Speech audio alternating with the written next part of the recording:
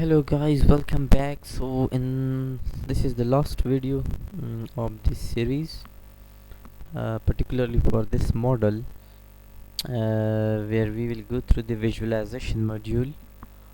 So here we can choose this, where we can plot some contour on the deformed shape, and here we can animate the time history to see the displacement with the passage of time.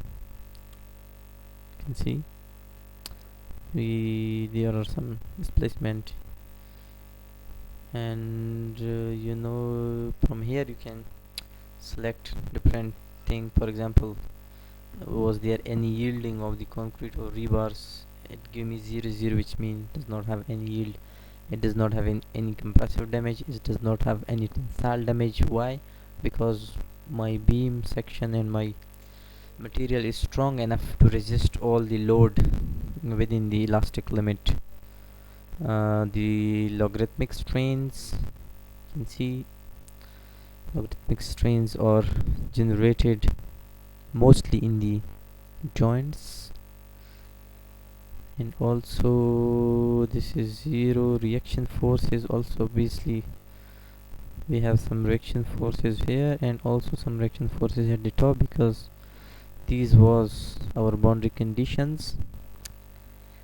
And we can also observe some stresses, maximum principal stresses in S11 direction, S22, because I know applied load in vertical direction, so obviously I expect maximum stresses in my column, because when we lift our beam from here, it will transfer the stresses to this portion in the column. And also we can have some maximum stresses here,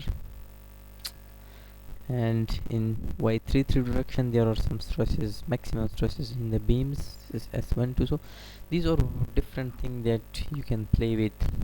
You can see some interesting visualization. This is the displacement that we can have. So this is how you can do this thing visually in Abaqus. By the way, if you want to enlarge the visualization effect, because currently we have the deformation scale factor as 1, you can increase this scale factor to see the deformation more clearly. For example, we can do this from option and common. You can have the scale factor is now 1. Let I make it 10. Let's suppose make it 100. So you can see, let's make it 1000 times. So you can see how the now if you just animate the time history, you can see how the monotonic loading is applied, and this is deflection is induced. But because my deformation scale factor is now 1000 times, which means I'm magnifying my result 1000 times. Practically this should not be done, but only for your visualization and for understanding you should do this.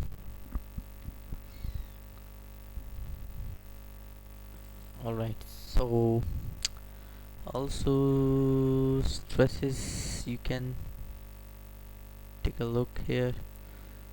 Maximum stresses you have. Also you can use some other features. For example, if you do not want to have mesh in your this, you can use these thing, featured edge. And if you do not want any edges at all, so you can remove your edges and all edges, so you have this thing. Okay, also the contour type you want, the labels and all these stuff. And okay, and also you can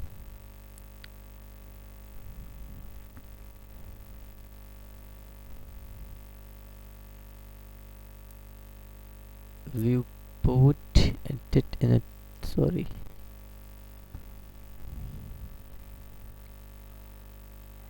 viewport annotation option. So If you want to remove these things, so for example, show compass, do not show compass, if you want this compass, or you can import or result to any your report or something, you can either show legend or do not show legend. So you can do all these things from here.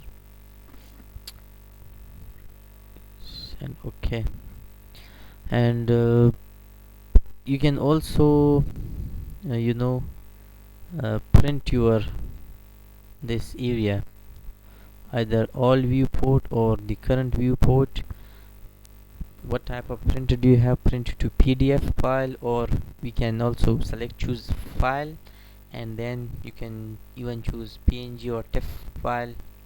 Suppose choose PNG file name, anything you want, and then apply it, and okay. So here is the location E software analysis data where you have your file. No, I do not want to write, cancel it. Okay, so here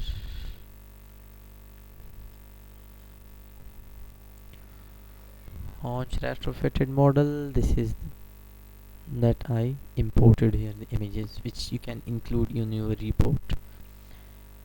So I believe that's all for this video. If you have any specific question, you can ask me. By the way, you can also do some visualization. For example, if you want to see your rebars, you can take this as and my stress is in your rebar section.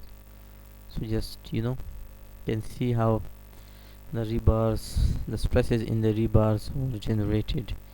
Even if you uh, remove the scale factor, there are still some stresses in the rebar. The maximum stress is over here and also in here. And from here you can also create some display groups. Let's suppose you only want to see the rebars, and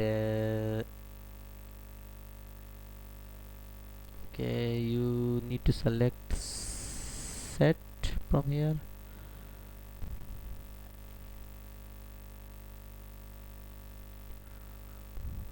Okay, these are some node surfaces, elements, column rebar. These are the column rebar. Just replace it so you can only see column rebar. Okay. Also now I want to see beam rebars, so you can add beam rebars to it. So you can see the column rebar and beam rebars you have. Right. Anyway, you can also extend it. If you can take a look over here, we did not consider the joint detailing in this section.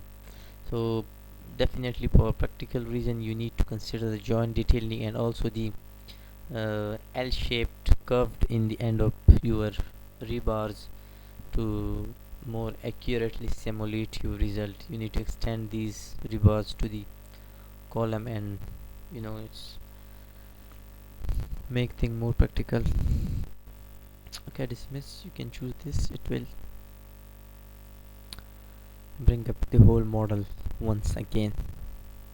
Okay, that's all for this video. Thank you for your time. If you are new here, please subscribe to channel, press like, and let me know if you have any question in the comment sections. Thank you.